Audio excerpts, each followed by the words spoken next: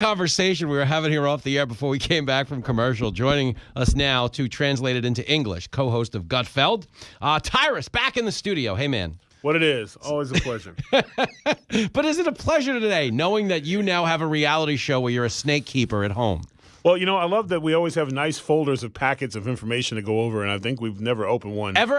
No, I went to my first reptile show this weekend, and I took my daughter, who's reptile enthusiast, and we were going there to look for a centerpiece, something special. A cool snake that would be the highlight of your collection. Nobody else has. Yes. That you walk in and it's centered. You know, a lot of people would be like the green tree python or whatever. But my daughter and I had decided we were getting a dreamsicle ball python. They are bright orange and white blotches, and like they look like candy. And but it's one big snake is what we're shopping for. It's eventually a ball python gets like, I think the females get like around 3 feet or something like that. So they're not the big boys. Okay. They're fairly docile, and they're good pets, especially for kids. Your dog's not going to go missing. No. Okay. No. Your hamster, good chance.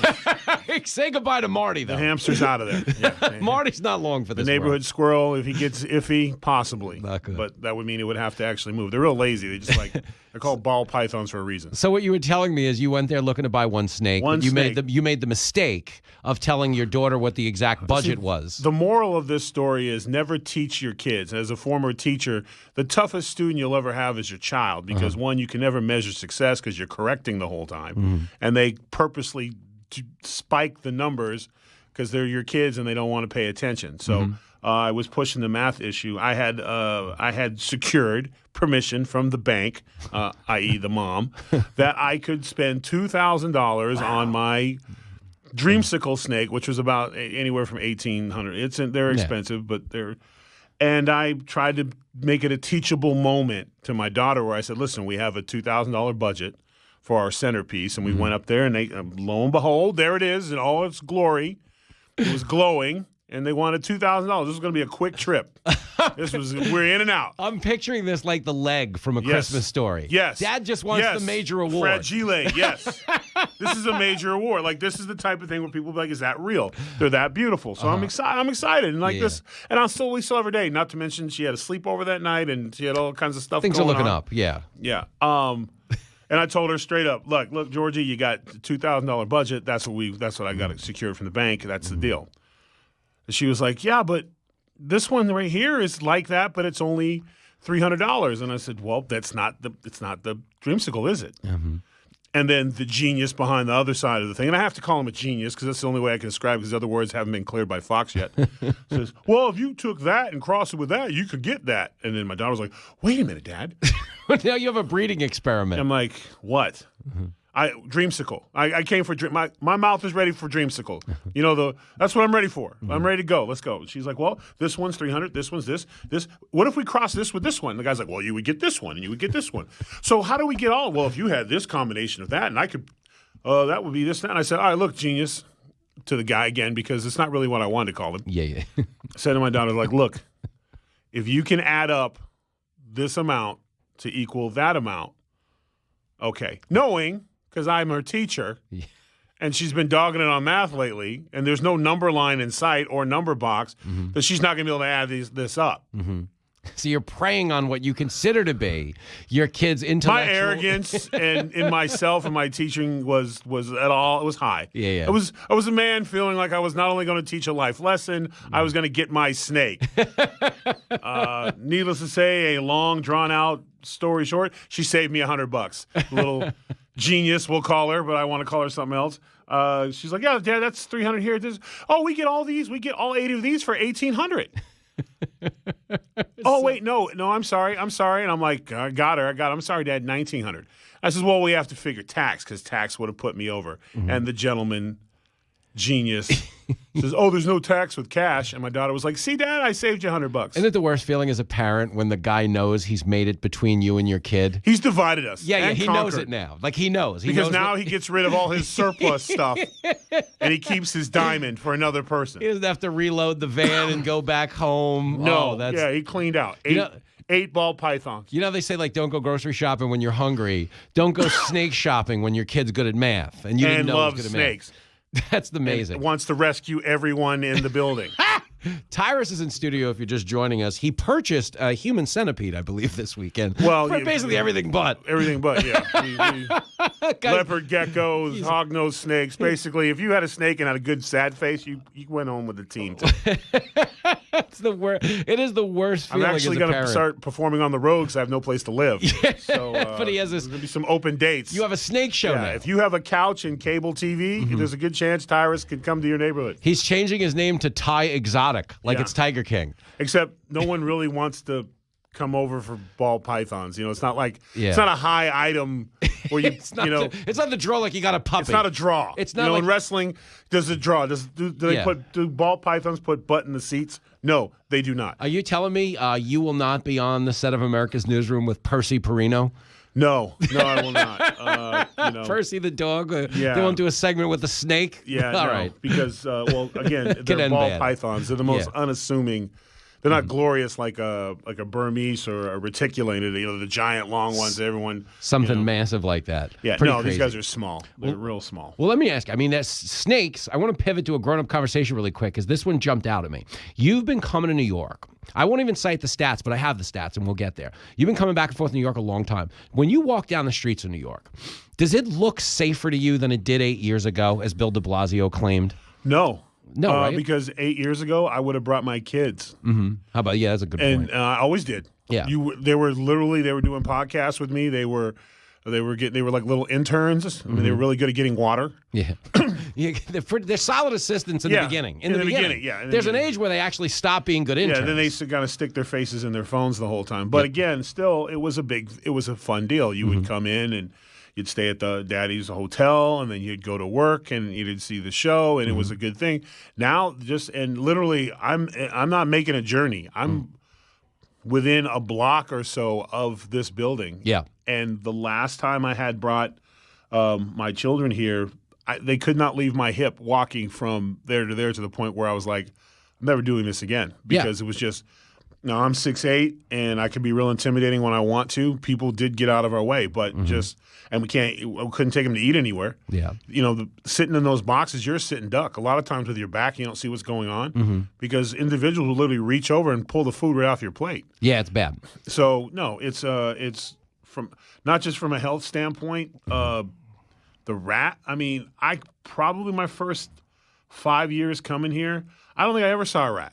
It's weird, right? On the subway now or anywhere near subway entrances? I'm talking just walking across the street. They're everywhere. Like, you see less pigeons, more rats, and more tents and boxes. And right on the 48 side of Fox, there is a rat that runs near that hot dog stand. It looks like a person going to a costume party. Oh, just like strolls over, grabs the thing, and drags it back. Yeah, it has the size of a human being. Tyrus is in studio if you just joined us. We're having a uplifting conversation about the decay of New York City, but it just jumped out at me. I wanted to ask you as someone who travels here, because I'm here. And sometimes if you're here every day, it's so gradual you don't see it, but I do see it. No, I get a break. Yeah. And then because I choose to live in a neighborhood with yards and trees and open, no big city and stuff, whenever I come here, when I'm sitting when I'm being driven up, and I look and I'm just shaking my head at it's hard to believe, and people tend to exaggerate, but a lot of times in certain neighborhoods. Now, I traveled the world. I did 2 tours in South Africa, 3 tours in Russia with wrestling and stuff, and bodyguard and whatever. And when you would drive by the areas of the impoverished or the poor neighborhoods, you would be like, wow, man, this is terrible. Yeah. And they're especially in South Africa, they call them the shanties, but they're just towns of cardboard boxes. I mean, it's just the worst of and I couldn't tell you the difference between some of the streets I'm seeing here. And my hometown, I'm California, so it's not like I can't take my family to Venice Beach. I can't take them to Gold's, Venice Beach is nuts. I was there with Lincoln over the summer. It's just all kinds of wizards and time travelers. Yeah, it's just bad. It's just no. But for de Blasio to say that, but again, I think he sees the writing on the wall that this is the last political position he's ever going to have. I know. So he's going out. He's going out a champ. he's trolling his way out. He's trolling his way out because nothing he's doing saying vote for me for governor. No, that's a really good. And he's trying to build on that scathing -1% approval rating he had when he ran for president. So I think this is. I'll show you guys. I think the city of New York kind of got it wrong. You should have been excited and tricked him into thinking. Even with poll numbers, because poll numbers aren't votes, ladies and gentlemen. No, they're not. You should have had him going to 90% approval going into governor. He probably would have actually done some good things, thinking, let me clean this place up because I'm going to be here for a while. And then, lo and behold, he mailed it in. When he votes it in, 6 votes. He has 7 family members. So enjoy that on the car ride home. Who didn't vote for me? That is embarrassing to get 6 votes. Knowing as a New Yorker, you get 7 mail-in ballots sent to your house, even if there's only 2 adults. Yeah. Wow. Some people wouldn't even fill out the duplicate ballot for them. Like, all right, I'm going to fill out my dupe for somebody else. He would probably not vote for himself. I can't. The mandate on private. Yeah. What was that? Listen, none of this stuff is ultimately going to hold up in court, is my guess, but they passed them anyway. And I think part of that is, they want a culture war on this issue. I think more than anything. I think they got it. Yeah, that's what it is. I mean, that's what the vaccine mandate is. I give credit to the governor of Colorado who basically said yesterday, we're done. It's like it's not an emergency anymore. The people who want to get vaccinated are going to get vaccinated. The people who probably aren't at this point. It's not like they haven't had a year to get vaccinated. Why are we destroying livelihoods? And knowing full well that this variant isn't thankfully, not nearly as deadly as what they built it up to be right after Thanksgiving. But I wanted to ask you one other question. We're talking about votes, we're talking about elections. I have a theory, and I have been sharing it with anybody who drags me on. I'm the same way when I have theories. When I'm excited about something. Oh, no, you're so getting I'm looking the theory. forward to this. No, you're getting the theory. I'm looking forward to this. I am, you know the old sir, this is a Wendy's? Yes. Like, I saw one of my son's friends on the street the other day. He's like, hey, Mr. Phil. I was like, Hillary wants to run again, right? Yeah. That's my theory. I just wanted to soccer ball. I just wanted to borrow a ball. Yeah. Can I shoot basketball? Have a seat. Sit down. But do you realize she wants to run? Did you have a full PowerPoint display for him? Well, answer me this question, though. I believe, looking at the numbers that are out today, okay, you see that no Democrat wants Biden running in 2024. No Democrat wants anybody who's prominent in this administration. They don't want him running now. They don't want him now. Okay. Him. They don't want Mayor Pete. They don't want Kamala. They don't want any of them. Do you believe somewhere in the recesses of your mind, Hillary Clinton, who would be younger in 2024 than Biden is right now, has it in her head that there's a shot? Do you think in the Roy Munson kingpin of politics? Once again, you and I share in a brain. Yes! Give it to me! When I saw her crying, reading her speech, I said, she's running. Yes! This is the plan. It's sympathy. Image rehabilitation. Yeah, the iron witch never shows weakness. Yes! She is always been, when you look at her historically, even when her husband had an affair, she was stoic. Yep. A rock. Stand by your man, shut up, out of my way. She stood through glass ceilings. She's was a tough senator. She was a tough secretary of State, yeah. She took no mess from she was ruthless against Barack Obama. Yep. Let's not forget, President Trump got it secondhand, and it was pretty bad. Yeah. But Barack, who you want answering the phone like that? She started all that. She went after that. The birther movement was from her. Was started from her. Sidney Blumenthal and the Clintons. Yeah. So and now, boo-hoo. No, sir. No, ma'am. I'm with you. She's loading up because she knows it. You know when the death blow is going to come? This is when you're going to see the full level of sociopath on display.